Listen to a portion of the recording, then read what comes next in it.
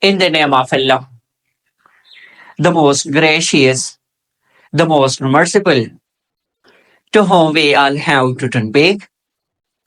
Honorable listeners and respectable audience, you know that we have started a series of linguistics.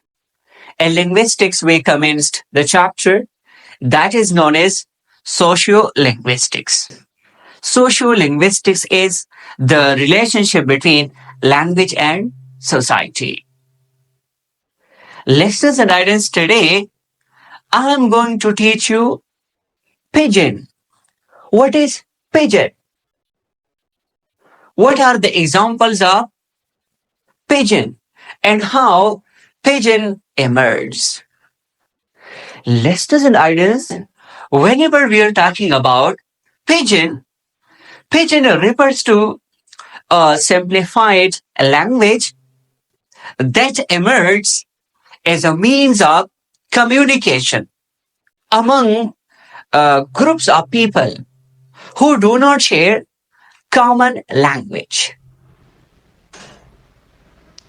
Pidgin emerges due to different reasons such as displacement, war, natural disasters, climate change, and so many other reasons.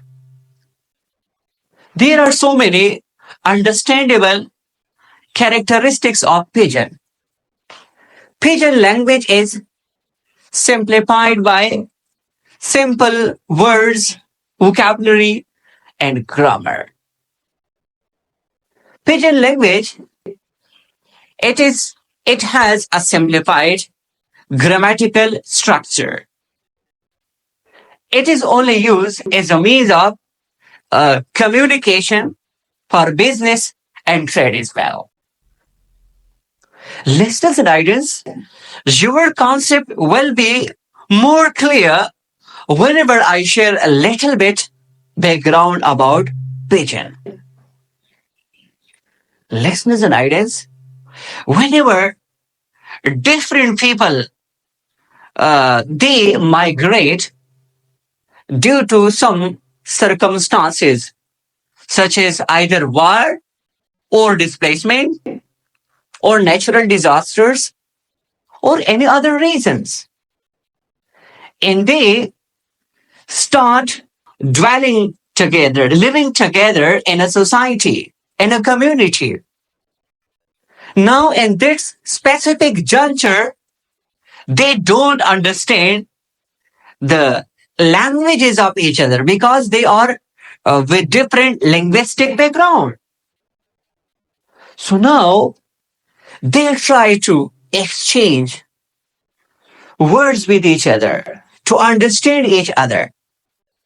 So due to different linguistic backgrounds and languages, with the passage of time, a new simplified language emerged that is known as pidgin.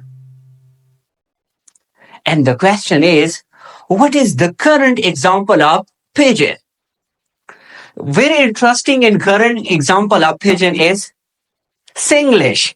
Singlish is a pidgin language that is spoken in Singapore. You know, Singapore is a multilingual country where 4 languages are spoken. And pidgin, Singlish pidgin also emerged from these 4 languages like English, Chinese, Mandarin, and Malay.